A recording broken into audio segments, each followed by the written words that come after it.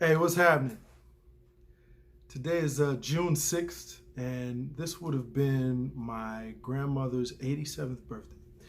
She left us in 2016, and so I just wanted to share a story for Gunny. Gunny is what we call it because my brother was the oldest grandchild, and he couldn't say Granny.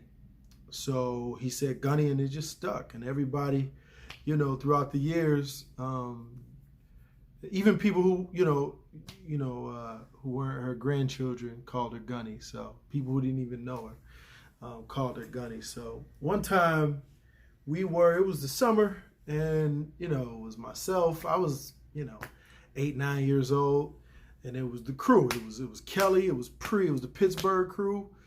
Pre, Critter, Quincy, Kiki, and maybe somebody else. And we were eating, and Gunny said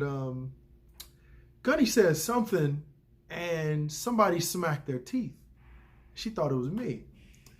And Gunny leaned over. She said, "And if you do that again, Gunny's gonna knock your head in that back room over there."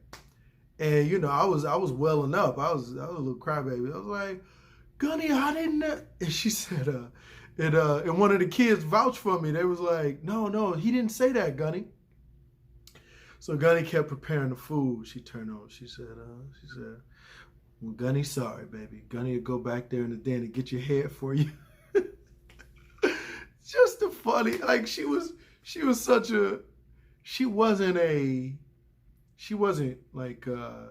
just funny. She was matter of fact, but she was just funny. In the stories that she would tell, so many jokes, just inadvertently funny, all the time. And I miss her. And she fun fact, Gunny in her 70s now. Gunny lost over 120 pounds in her 70s without a surgery, without a crash diet or anything extreme. It was just over time. And she would say to me, she was like, "That's the hardest thing I've ever had to do."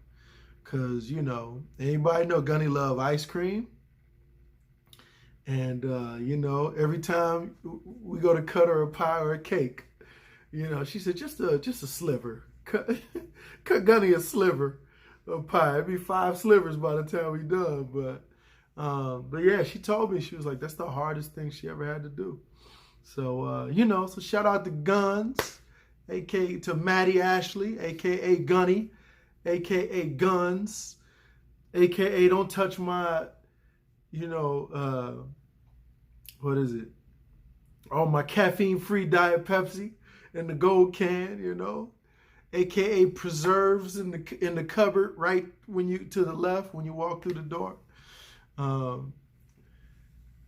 Gunny would I would be in the back, so if you come in to her house, you would come in the kitchen, which was really the back door, but everybody came in there. So if you go to the left, it was the den. You walk past the den, which is kind of behind the kitchen. But if you walk to the right, it was Gunny's the bathroom and her bedroom. And I'd be in the back, and she'd call me, and she'd say, "Davey," and I come through. I was like, "Yes, Gunny." She said, bring Gunny her pocketbook in my room." So I had to go. Like, "Gunny, you couldn't get I wouldn't dare say that, but as a kid, I'm like, "Gunny, you could have just walked right. Now I got to go all the way around." Yeah, man, Gunny was wild, man.